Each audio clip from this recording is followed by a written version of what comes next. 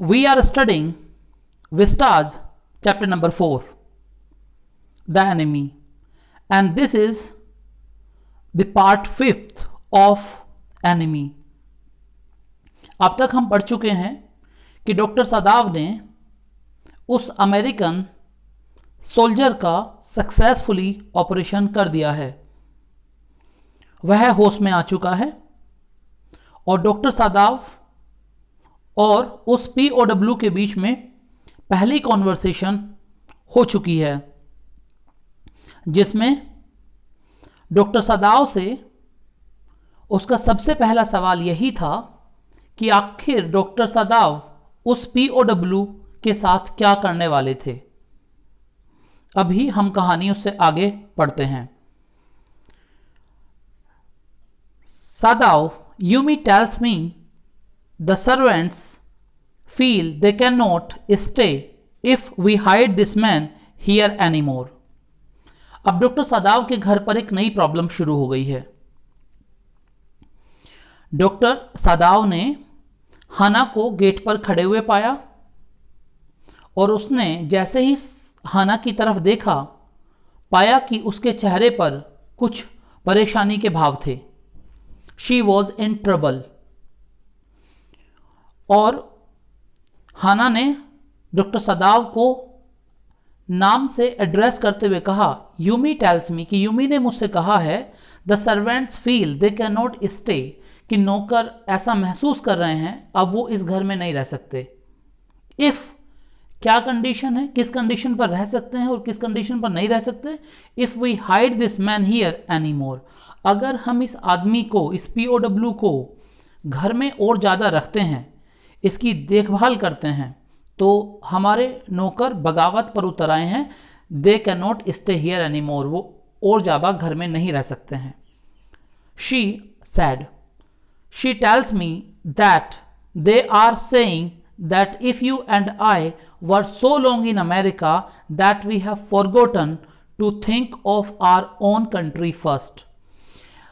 Yumi ऐसा कह रही है, यूमी ने मुझसे ऐसा बोला है कि तुम और मैं, मीन्स सदाव और हाना दोनों अपने बारे में बात कर रहे हैं। You and I were so long in America, हम दोनों इतने लंबे समय तक अमेरिका में रहे हैं, that we have forgotten to think of our own country first, कि हमने अपने खुद के देश के बारे में सोचना बंद कर दिया है। अब हम पहले अपने देश के बारे में नहीं सोच रहे हैं, पहले इस आदमी को बचाने के बारे में सोच रहे हैं।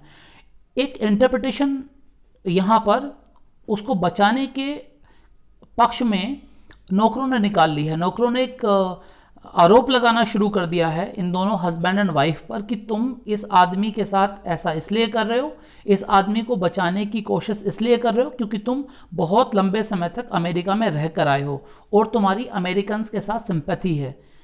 एक तरह से वो उन्हें एक ट्रेटर वाली फीलिंग देने की कोशिश कर रहे हैं, गद्दार वाली फीलिंग देने की कोशिश कर रहे हैं। दे थिंक मीन्स दो सर्वेंट्स, वे सोचते हैं वी लाइक अमेरिकन्स, कि हम अमेरिकन्स को पसंद करते हैं। अमेरिकन्स के प्रति हमारे मन में एक सेंस ऑफ सिंपैथी है। Doctor सदाव, sorry, it is not true, सदाव said harshly. इस पर जो रिएक्शन था डॉक्टर साहब का, डॉक्टर सदाव का, वो हार्श आया, काफ़ी सख्ती के साथ उन्होंने कहा ऐसा, ये सच नहीं है, it is not true. Americans are are enemies, Americans हमारे दुश्मन हैं।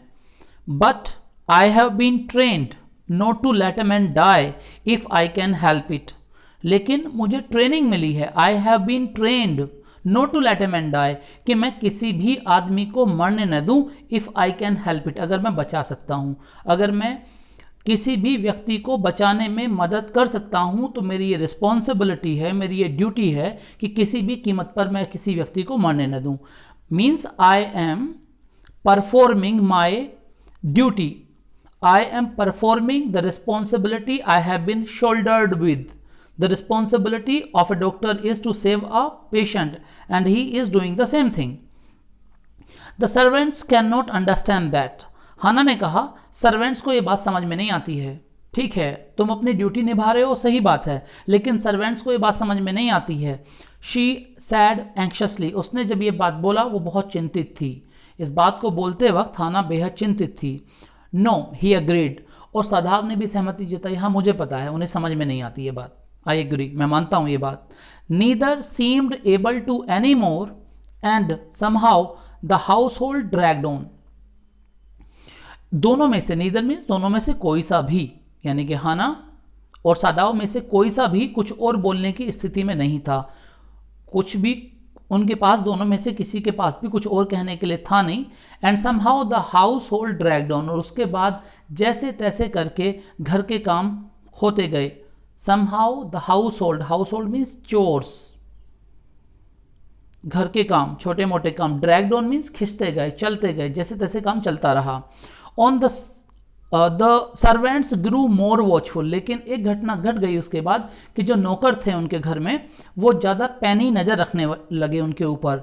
दे ग्रू मोर वॉचफुल, अभी अपने ही घर में घर के मालिक और मालकिन नज़रबंद से हो गए हैं। नौकर कहाँ, तो मालिक नौकरों पर नज़र रखते हैं, यहाँ उल्टा हो रहा है इस घर के अंदर कि नौकरों ने अपने मालिकों पर नज़र रखनी शुरू कर दी। Their courtesy was as careful as ever, हालांकि बातचीत में, व्यवहार में वो उतने ही पोलाइट थे जितने पहले हुआ करते थे। Their courtesy was as careful as ever, वो कर्टसी में, पोलाइटनेस में उतने ही केयरफुल थे, बड़ी सावधानी से पेश आ रहे थे, उतना ही ज़्यादा विनम्र भाव वो बातचीत के दौरान, अपने व्यवहार के दौरान बनाए हुए थे जितना कि पहले था उनका। But their eyes were cold, लेकिन उनकी आंखें पथराई हुई थीं, उनकी आंखों में कहीं ना कहीं बगावत के तेवर थे। अपॉन द पेयर, उन दोनों के ऊपर, pair Sadao and Hana. To whom they were hired, जिन्होंने इन्हें अपने घर में नौकर रखा हुआ था, जिन लोगों ने इन्हें अपने घर पर काम दिया हुआ था, नौकरी दी हुई थी, उन्हीं को ये पथराई हुई एक बगावत के तेवर लेके नज़रों में देखते थे। It is clear what are master ought to do, the old gardener said one morning. ये डायलॉग है डॉक्टर सादाब के माली का। ओल्ड गार्डनर है, काफ़ी बुजुर्ग माली है। उसने एक सुबह क्या कहा, it is clear what are master ought to do, ये स्पष्ट है, सबको पता है। कौन ऐसा है जिसे ये नहीं पता कि हमारे मास्टर की ऐसे टाइम पर क्या ड्यूटी है, क्या जिम्मेदारी है, क्या करना चाहिए। अच्छे से पता है, स्पष्ट है कि हमारे मास्टर को इन परिस्थितियों में क्या करना चाहिए। He had worked with flowers all his life and had been a specialist too in moss. वो जो माली है, वो gardener, he had worked with flowers, उसने ज़िंदगी भर फूल उगाए थे, पूरी लाइफ उसने गार्डनिंग की थी, उसने फूलों पर काम किया था, फूल और पौधे उगाए थे। And had been a specialist, और वो स्पेशलिस्ट था, उसे महारत हासिल थी किस चीज़ में, मॉस में। What is moss, a very small soft green plant. Moss एक तरह से आप ये मानिए कि बगीचे के अंदर बहुत ही सॉफ्ट सा, ग्रीन सा, एक तरह से घास मान लीजिए, जो आप ज़मीन पर वेलवेट टाइप घास होती है और उसके ऊपर आप आराम से बैठ सकते हैं। आप अक्सर उसे पार्क्स में देखते भी हैं।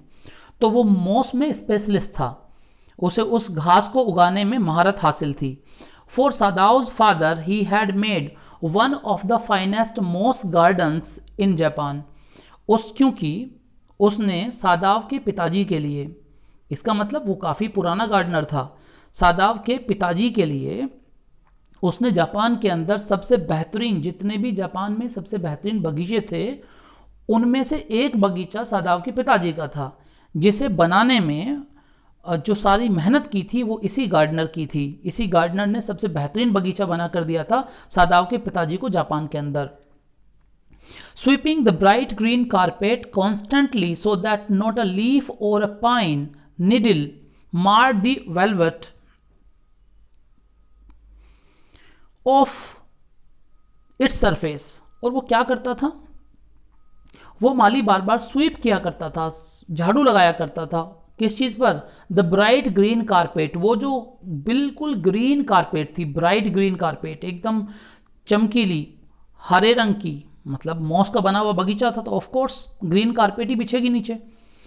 तो उस कारपेट के ऊपर वो बार बार लगातार कॉन्स्टेंटली झाड़ू लगाता रहता था। क्यों, so that not a leaf और अ पाइन निडल, ताकि पत्तियां जो ऊपर से गिरती रहती थी, आपको पता है कि वहां पर पाइन के पौधे थे, पाइन के पेड़ थे बड़े बड़े, तो उन पाइन के पेड़ से जो उनकी पत्तियां गिरती थी वो ऐसी होती थी जैसे निडिल हों, सुई जैसी पत्तियां ऊपर से नीचे गिरती थी उस वेलवेट के ऊपर, उसके सरफेस के ऊपर, उस मॉस गार्डन के ऊपर।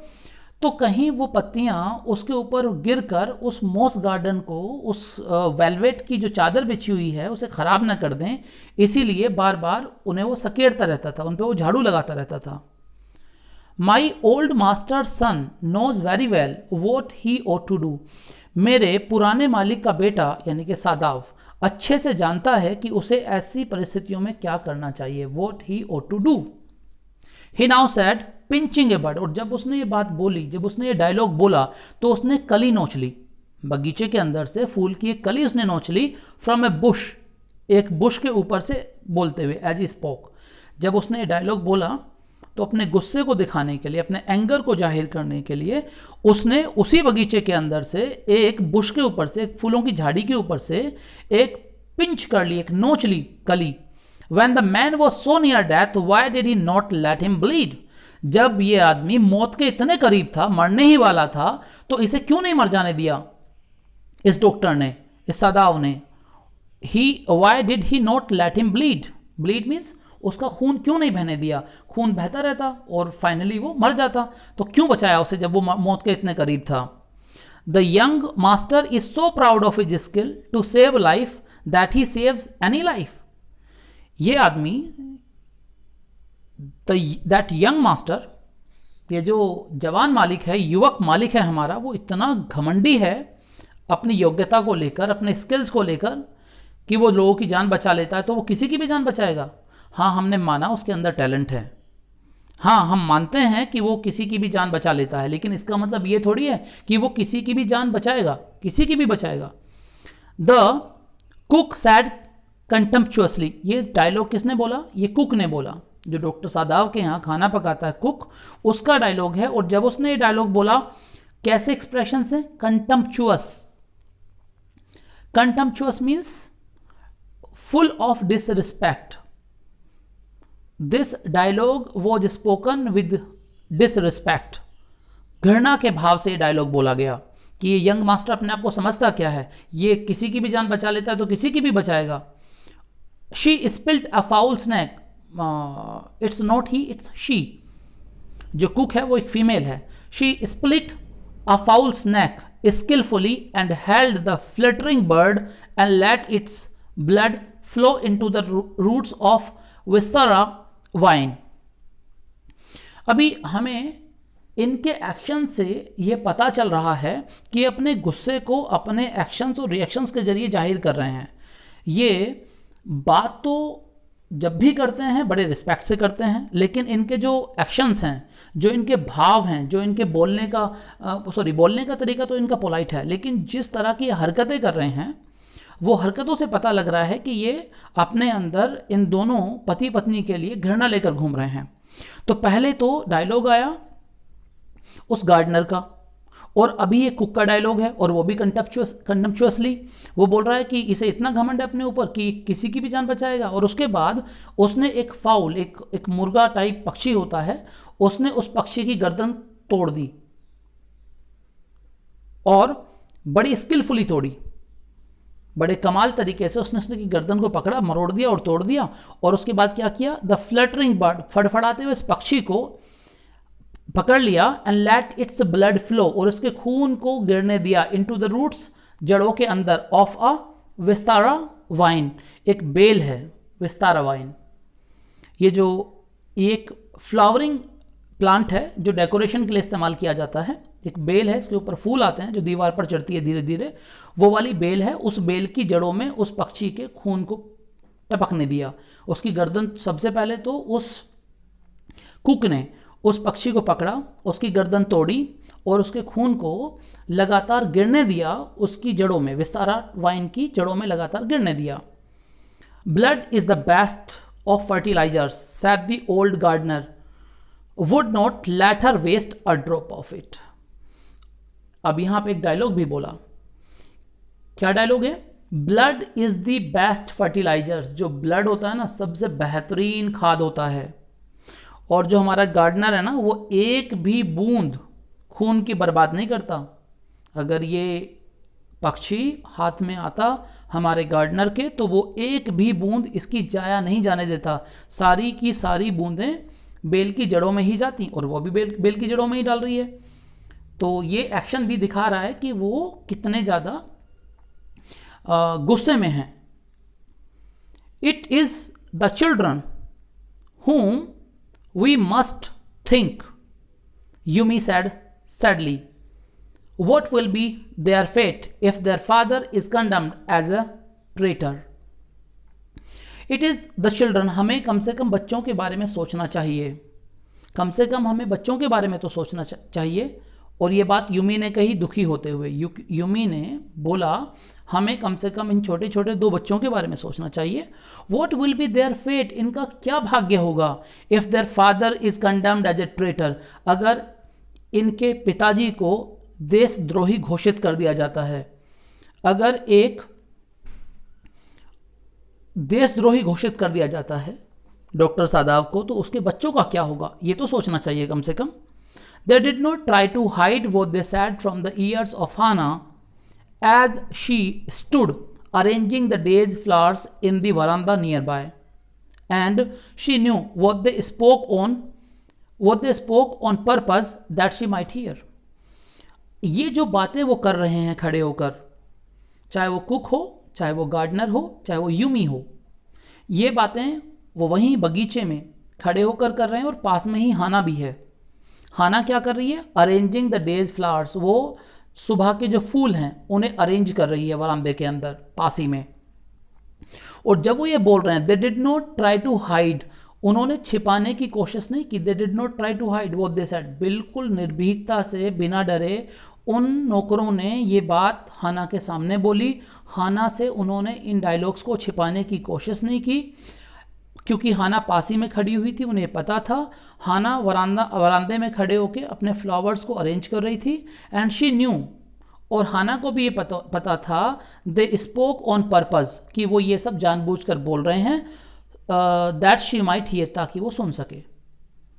इट्स वेरी क्लियर, हाना भी जानती है कि ये जो कह रहे हैं ये जानबूझकर कह रहे हैं। उन्हें भी पता है कि हम इसलिए बोल रहे हैं ताकि हाना सुने। That they were right she knew too in most of her being, और वे ठीक थे, वो जो कह रहे थे वो कह भी ठीक रहे थे। वो गलत नहीं बोल रहे थे, झूठ नहीं बोल रहे थे। वो जो भी बोल रहे थे ठीक ही बोल रहे थे। ये बात भी हाना कहीं ना कहीं बहुत गहरे में जानती थी। She knew it in her deep down, वो कहीं अंदर से अपने गहरे से इस बात को जानती थी कि जो भी नौकर कह रहे हैं सही कह रहे हैं। But there was another part of her which she herself could not understand, लेकिन कुछ और भी था उसके अंदर, एक हिस्सा उसका, एक भाग उसका, एक अंदरूनी भाव उसका, जो इसका उल्टा काम कर रहा था। जो वो कह रहे थे उसके उल्टे में काम कर रहा था, और उस हिस्से को वो समझ नहीं पा रही थी आखिर ये मैं कर क्या रही हूँ, क्यों कर रही हूँ मैं ऐसा। It was not sentimental liking for the prison, वो ये भी जानती थी कि मेरा कोई भी इस व्यक्ति से भावात्मक जुड़ाव नहीं है, मैं इसे सेंटिमेंटल बेस पर पसंद नहीं करती हूँ, उसे पसंद नहीं करती थी।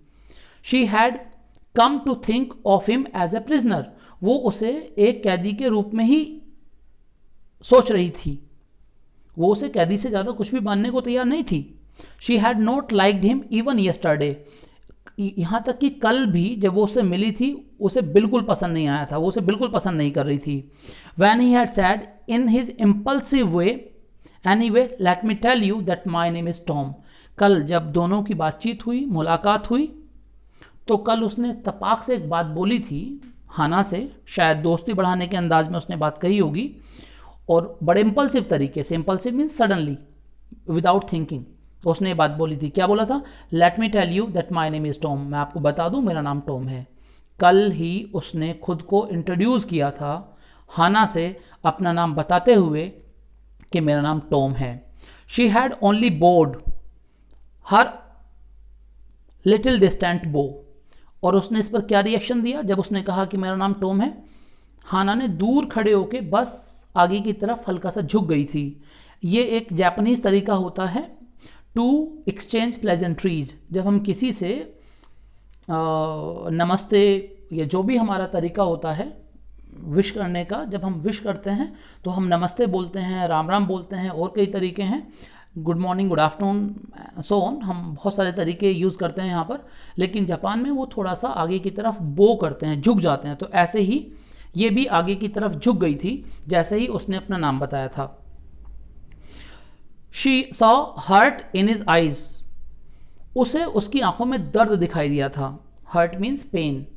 But she did not wish to assuage, लेकिन उसकी बिल्कुल इच्छा नहीं थी कि वो कुछ भी उसे कम करने के लिए करे, मतलब कुछ भी ऐसा बोले जिससे कि उसका दुख कम हो जाए। असुएज मीन्स टू रिड्यूस, कम करना। Indeed he was a great trouble in this house, वो ये मानती थी कि ये घर में आफत है, मुसीबत है, इस घर के अंदर तो एक बहुत बड़ी ट्रबल है, आफत है, मुसीबत है। As for Sadao, every day he examine the wound carefully, और जहाँ तक सवाल सादाव का है तो वो हर रोज उसके घाव को बड़ी संजीदगी से, बड़ी सावधानी से देखा करता था। The last stitches had been pulled out this morning, और आज की सुबह ही जो लास्ट स्टिचेस थे, जो टाँके थे, जो गोली लगने के बाद डॉक्टर ने स्टिचेस लगाए होंगे, तो जो लास्ट स्टिचेस थे वो भी आज निकाल दिए थे, आज की सुबह डॉक्टर सादाव ने। And the young man would in a fortnight be nearly as well as ever, और अगले 10-15 दिन में ये आदमी बिल्कुल स्वस्थ हो जाएगा, ऐसे हो जाएगा जैसे पहले हुआ करता था, एज वेल एज एवर, बिल्कुल ठीक हो जाएगा। Sadao went back to his office and carefully typed a letter to the chief of police reporting the whole matter। अब उसे देखने के बाद सादाव अपने ऑफिस में गए वापस, और बहुत ही केयरफुली वहाँ पे जाके उन्होंने एक लेटर टाइप किया, टाइप्ड लेटर। और वो लेटर किसके लिए टाइप किया? To the chief of police, जो पुलिस का चीफ था, जो भी वहाँ का अधिकारी होगा, चीफ पुलिस ऑफिसर होगा, उसके लिए एक लेटर टाइप किया सादाव ने अपने ऑफिस में जाके। और उस लेटर के अंदर ही रिपोर्टेड द होल मैटर, उसके अंदर डॉक्टर सादाव ने सारा मैटर लिख दिया कि कैसे कैसे हमारे घर तक ये पहुंचा, हम कैसे इसे ऊपर लेके आए, कैसे मैंने ऑपरेशन किया, कैसे मेरी वाइफ ने मेरी मदद की। Everything he wrote in that letter to inform the chief of the police of Japan. On the 21st day of February an escaped prisoner was washed up. कैसे शुरू किया लेटर? लेटर की शुरुआत में डॉक्टर सादाव ने लिखा on the 21st day, यानी कि 21 तारीख को, फरवरी के महीने में, एक स्केप्ड प्रिजनर, एक भागा हुआ कैदी, वॉज वॉस्ड अप, पहुंच गया बहता हुआ, ऑन द शोर, किनारे पर, in front of my house, मेरे घर के बिल्कुल सामने, समुद्र के किनारे से बहते हुए 21 तारीख को एक आदमी पहुंच गया। और वो कौन है? स्केप्ड प्रिजनर है, भागा हुआ कैदी है। So far as he typed and then he opened a secret drawer of his desk and put the unfinished report into it. अब तक उसने इतना ही लेटर टाइप किया था। इतना लेटर टाइप करके उसने अपने ऑफिस के अंदर एक सीक्रेट ड्रॉर थी, एक जिस ड्रॉर को कोई टच नहीं करता था, ऐसी एक ड्रॉर थी, उस ड्रॉर को खोला and put the unfinished report into it. और वो अनफिनिश्ड लेटर, अनफिनिश्ड रिपोर्ट, जो अभी पूरी नहीं हुई थी, आधी लिखी हुई रिपोर्ट को उसके अंदर रख दिया। डॉक्टर सादाव के ऑफिस में एक ड्रॉर थी, जिस ड्रॉर को उसने सीक्रेट ड्रॉर कहा है, मीन्स वो उसका बहुत लोगों को पता नहीं था। उसके डेस्क के अंदर जो ड्रॉर थी वो खोली, उसके अंदर वो लेटर उसने रख दिया, जो अभी पूरा नहीं लिखा गया था, अधूरा था। On the 7th day after that 2 things happen, now you have to be careful. ये क्वेश्चन सीबीएसई पूछ लेती है कि 7th डे क्या हुआ था। तो 7th डे 2 चीजें हुई थी। 2 things happen. In the morning the servants left together. एक तो सुबह सुबह 7वें दिन सारे नौकर एक साथ चले गए छोड़कर। कम वक्त नौकरों ने इनकार कर दिया कि अब हम तुम्हारे यहां पर और ज़्यादा सेवाएं नहीं दे सकते। Together their belongings tied in a large square cotton kerchiefs. उन्होंने एक साथ सब ने अपने सामान, बिलोंगिंग्स बोलते हैं सामान, बांधा, सारा सामान बांधा, वो भी एक बड़े से गठरी के अंदर। कॉटन कर्चीफ्स, कॉटन का स्क्वायर कॉटन कर्चीफ को अगर एक वर्ड में हम बोलें तो गठरी हो गई। कपड़ों की, अपने सामान की एक बड़ी सी उन्होंने गठरी बांधी, और वो सारे के सारे छोड़कर 7वें दिन नौकर चले गए वहाँ से। When Hana got up in the morning nothing was done. और जब हाना सुबह उठी 7वें दिन तो घर का कोई काम नहीं हुआ था, nothing was done. The house not cleaned, घर साफ नहीं किया गया था, and the food not prepared, और जो खाना था वो बना नहीं था। जब नौकर ही चले गए तो खाना कौन बनाता। And she knew what it meant, और वो ये सारे काम को पड़ा हुआ देखकर समझ गई थी क्या हुआ। उसे भी समझ में आ गया कि गए, नौकर चले गए। She was डिसमेड, डिसमेड means shocked, डिसमेड means disappointed, हताश, वो काफ़ी हताश थी। एंड इवन टेरिफाइड, और डरी हुई भी थी, डरना भी सही था। But her pride as a mistress would not allow her to show it, लेकिन उसका जो गर्व था उसके अंदर, सेंस ऑफ प्राइड, उसके अंदर जो एक मालकिन होने का भाव था, उसने माफ़ कीजिएगा, उसने उस डर को उसके चेहरे पर नहीं लाने दिया। Would not allow her to show it, जो डर उसके अंदर चल रहा था वो डर उसके चेहरे पर नहीं आया। और किस चीज़ ने वो डर उसके चेहरे पर नहीं आने दिया? हर प्राइड एज ए मिस्ट्रेस, जो उसके मालकिन होने का भाव था, उस भाव ने उसके डर को उसके चेहरे पर नहीं झलकने दिया। Instead she inclined her head gracefully when they appeared before her in the kitchen, and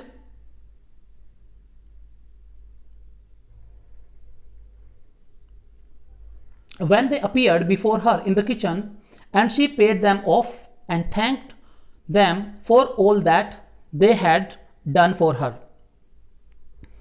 बल्कि उसने क्या किया, जब वो उसके सामने आए तो वो बड़े शी इंक्लाइंड, वो झुकी उनके सामने, अपना सर झुकाया उनके सामने, gracefully, gracefully means with dignity, बड़े सम्मान के साथ। जब वो उसके सामने आए तो सम्मान के साथ उनके सामने उसने बिल्कुल वैसे ही जैसे उसने कुछ समय पहले she board to the prisoner, ठीक इसी तरह इनके सामने भी सम्मान के साथ वो झुकी जब उनके सामने वो किचन में आए। And she paid them of, और उनका जो भी हिसाब किताब था वो कर दिया। She paid them of and thanked them, और उनको धन्यवाद दिया for all that they had done for her, जो भी सेवाएं उन नौकरों ने आज तक दी थी हाना को, उसके लिए हाना ने उन्हें धन्यवाद दिया और बड़े सम्मान बड़े इज्जत के साथ उनका जितना भी पैसा निकलता था वो पे कर दिया। They were crying but she did not cry, वो रो रहे थे, they were crying but she did not cry, लेकिन वो नहीं रोई। मतलब नौकर, इससे ये पता लगता है दे वर गुड मास्टर्स, हाना और सादाब अच्छे मास्टर्स थे, क्योंकि जब नौकर उन्हें छोड़कर जा रहे हैं। And here we see one more thing, कि जो लोअर स्ट्रेटा है, जो जापान के निचले तबके के लोग हैं, उनके अंदर भी जो पेट्रियोटिज्म है वो इस हद तक भरा हुआ है कि उन्होंने अपनी नौकरी छोड़ना सही समझा, बजाय एक ऐसे घर में नौकरी करने के जहाँ पर एक प्रिजनर को पनाह दी गई हो। तो here we see a deep look, a profound look towards the patriotism that people harbour in their hearts for their country.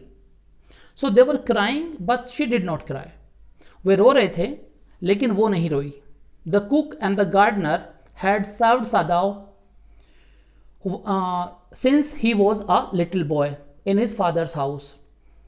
जो कुक था और गार्डनर था, ये दो लोग, इन दोनों लोगों ने सादाव की तब से सेवा की थी जब सादाव एक छोटा बच्चा हुआ करता था। यानी कि ये दोनों सादाव के घर में सादाव के पिताजी के समय से थे। And Yumi cried because of the children, और यूमी जो रो रही थी वो बच्चों की वजह से रो रही थी। She had deep association with children, तो वो बच्चों की वजह से रो रही थी।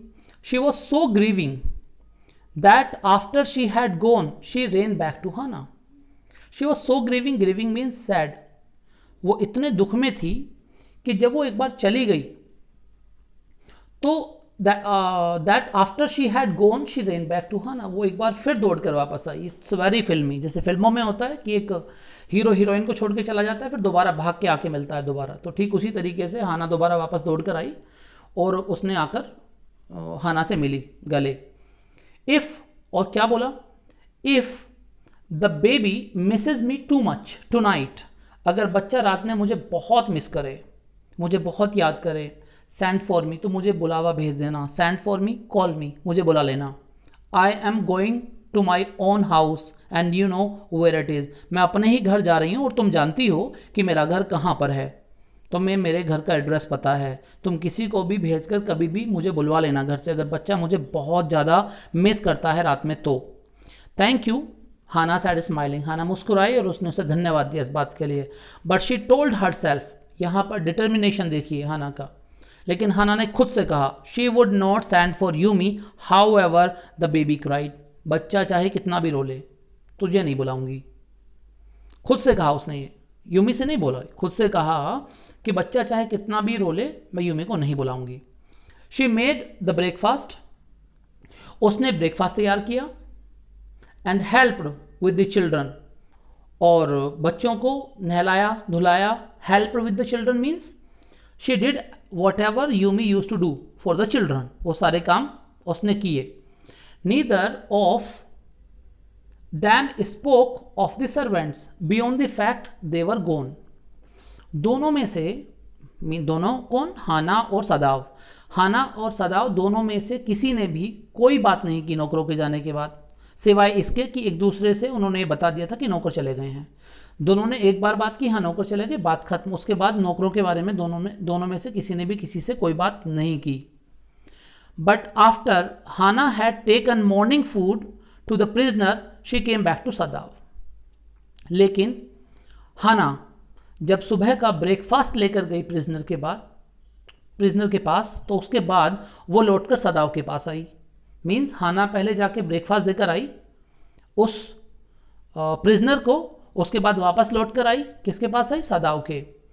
Y is it we can not see clearly what we ought to do, she asked him. और आकर हाना ने सदाव पर एक सवाल दाग दिया। सबसे पहले एक सवाल पूछा, why is it we can not see clearly what we ought to do, आखिर हमें ये दिखाई क्यों नहीं देता क्लियरली कि हमारी वास्तव में ड्यूटी क्या है, हमें क्या करना चाहिए इन परिस्थितियों में।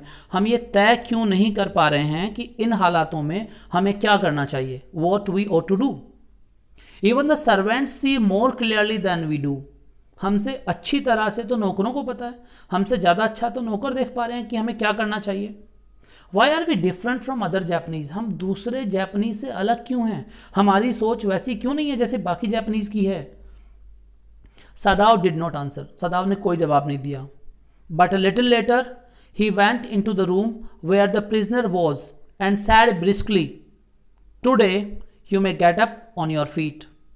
लेकिन कुछ देर बाद वो उस रूम में गया वेयर द प्रिजनर वॉज, जहां पर वो कैदी था, and said briskly, briskly means quickly, और एकदम से बोला जाकर उससे, today you may get up on your feet, आज तुम अपने पाँव पर खड़े हो सकते हो।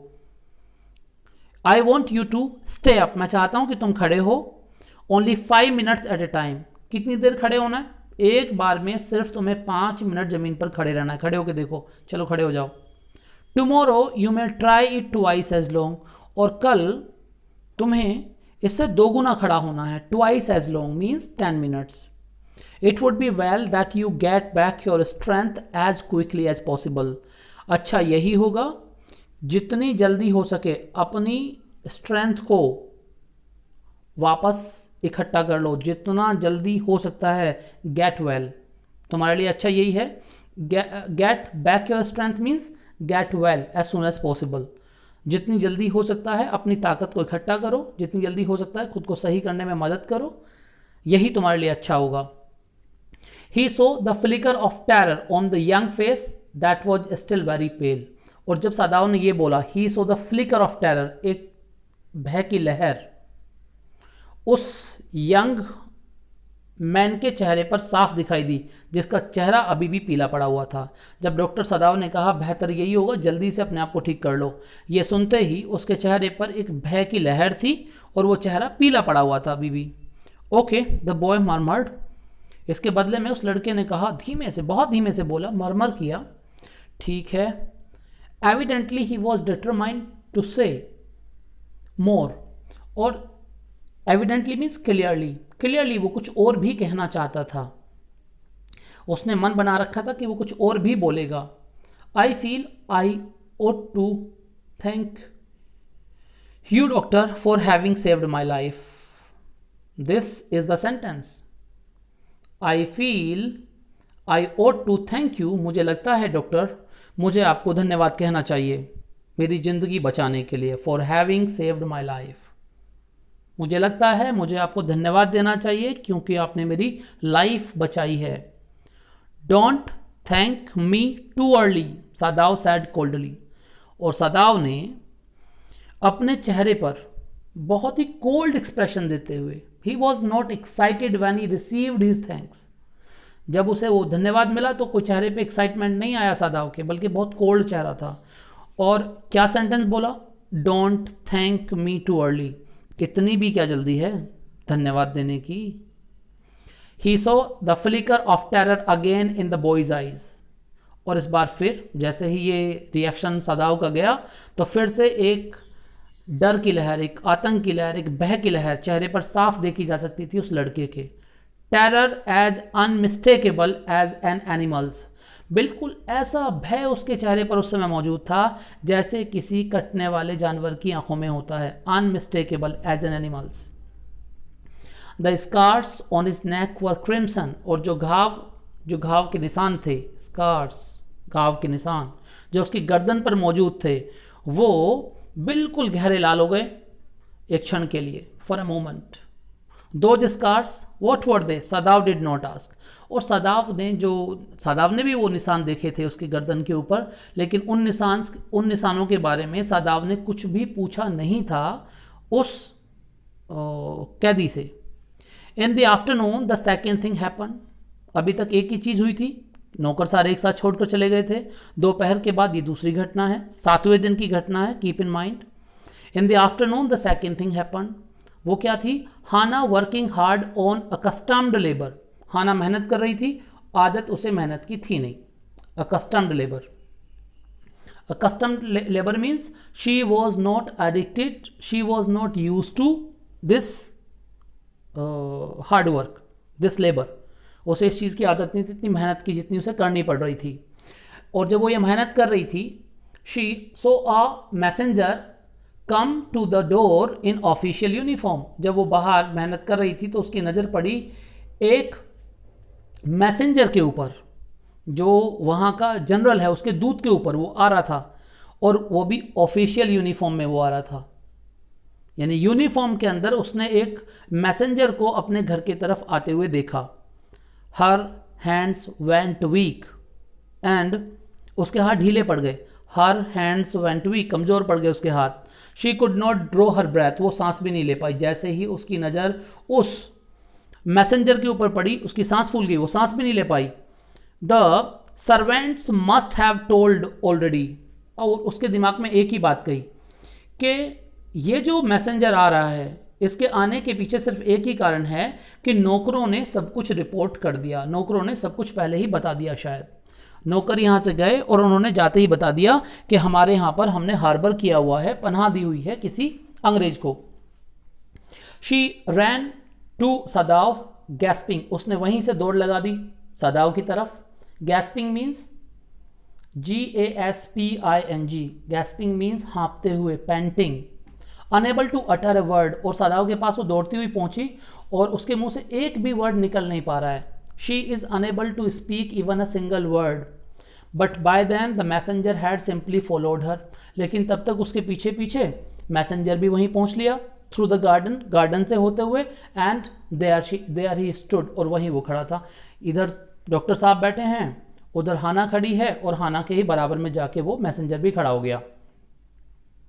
She pointed at him helplessly, उसने उंगली उठाई ध्यान आकर्षित करने के लिए, किसका? सादाव का, सादाव को दिखाने के लिए, देखो देखो देखो ये कौन आ गया।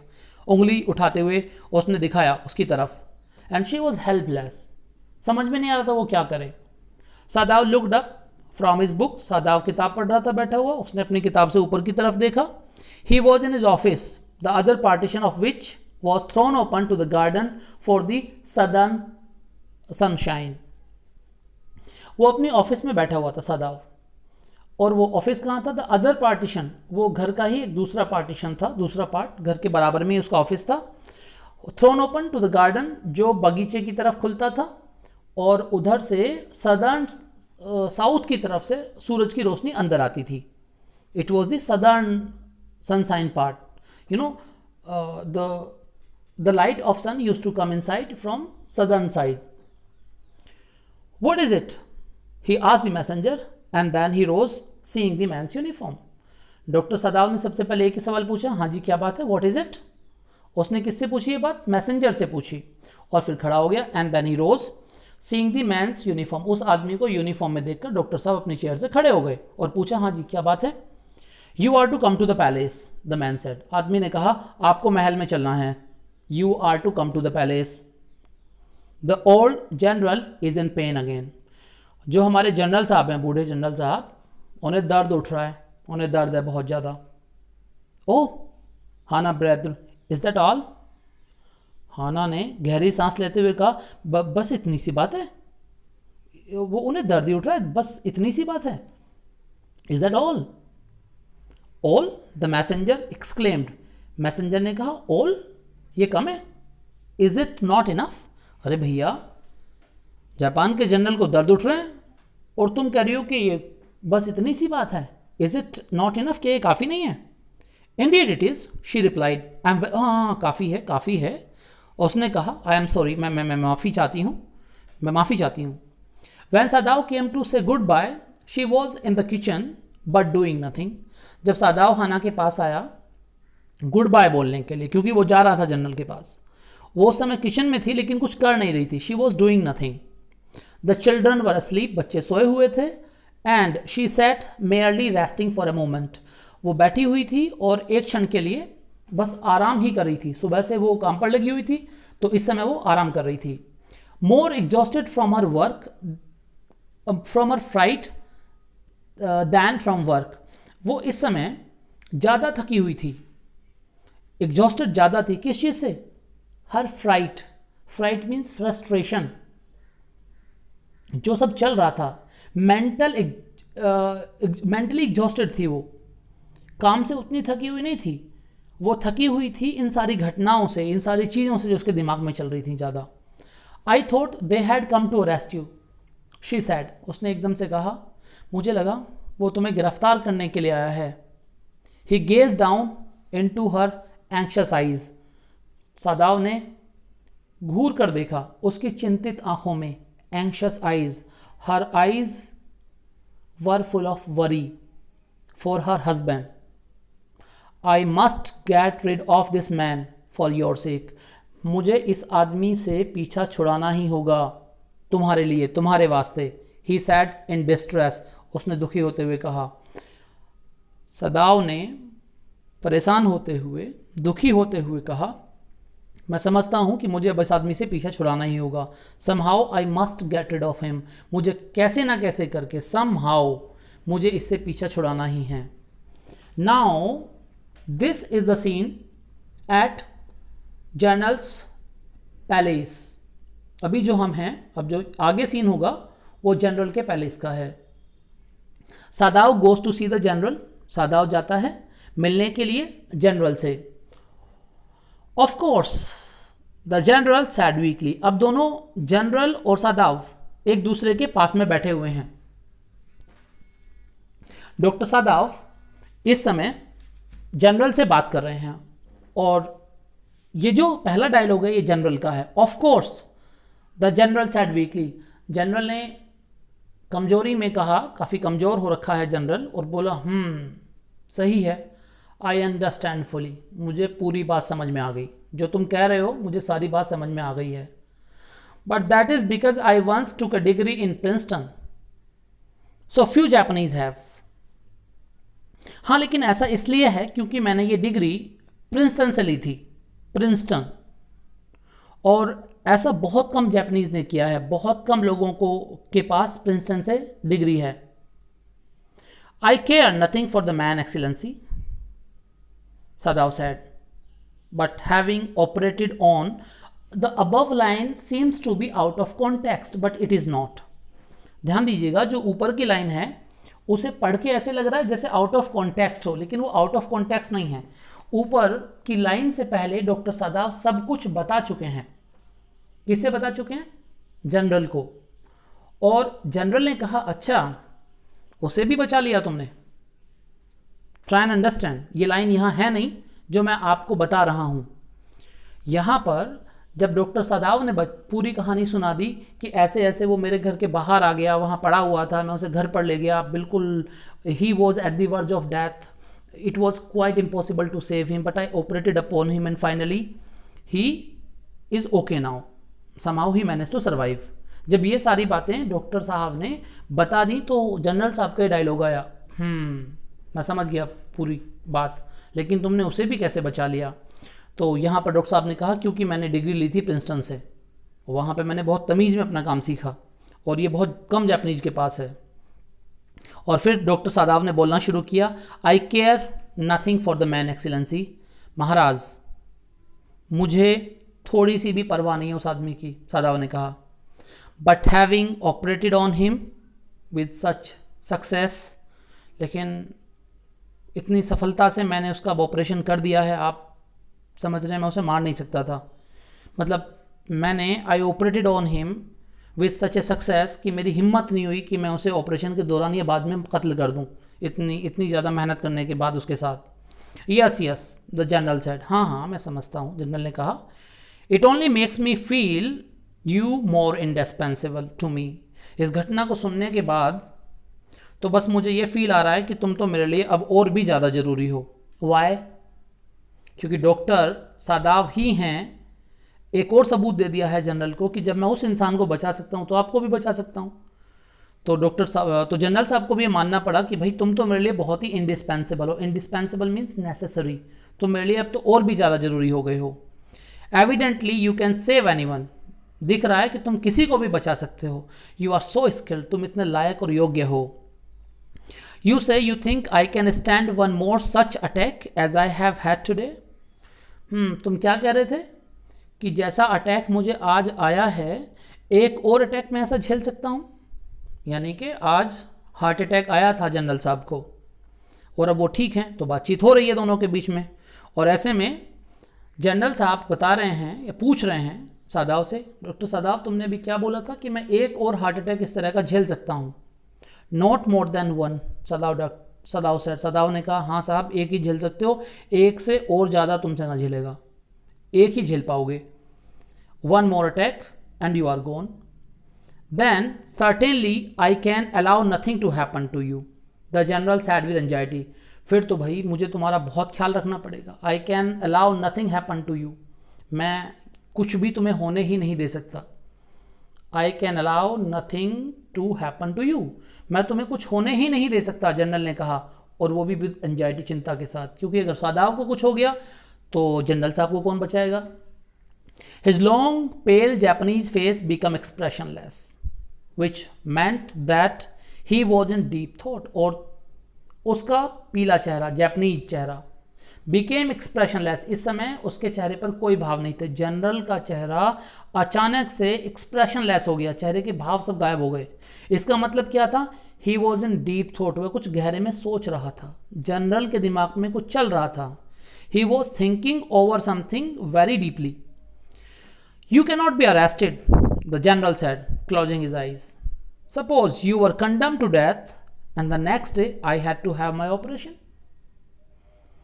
जनरल साहब ने कहा कि भाई देखो, तुम्हें अरेस्ट तो नहीं किया जा सकता, जो भी तुमने किया है उसके लिए तुम्हें गिरफ्तार नहीं किया जा सकता। You can not be arrested, general ने अपनी आंखें बंद करते हुए बोला। मान लो अगर तुम्हें अरेस्ट करने के बाद मौत की सजा हो गई, भाई तुमने एक दुश्मन को अपने घर में पनाह दी है, इसकी सजा अगर तुम्हें मिली, तुम गिरफ्तार हो गए और तुम्हें मौत की सजा हो गई, and the next day I had to have my operation, और उसके अगले दिन मुझे ऑपरेशन करवाना हुआ, तो भैया क्या होगा? What will happen of me, तुम तो मर के चले जाओगे यहाँ से, फिर मुझे डॉक्टर कहाँ से मिलेगा, मैं मुफ्त में मारा जाऊँगा, इसलिए तुम्हें गिरफ्तार तो नहीं किया जा सकता। There are other surgeons excellency, Sadao suggested. Sadao ने इस पर क्या रिएक्शन दिया? सादाव ने कहा, महाराज खैर डॉक्टर तो और भी हैं, और भी सर्जन्स हैं। None I trust, the general replied, general ने कहा किसी पे भरोसा नहीं है मुझे। The best ones have been trained by Germans and would consider the operation successful even if I died. जो बेहतरीन से बेहतरीन सर्जन्स हैं, वो कहाँ उन्होंने ट्रेनिंग ली है? उन्होंने जर्मनी में ट्रेनिंग ली है। बेहतरीन से बेहतरीन डॉक्टर्स ने हमारे यहाँ के जर्मनी में जाके ट्रेनिंग ली है, और वो ऐसे हैं कि अगर मैं मर भी गया तो भी वो ऑपरेशन को सक्सेसफुल बताएंगे। आके कहेंगे जनरल साहब निपट गए लेकिन ऑपरेशन सक्सेसफुल रहा।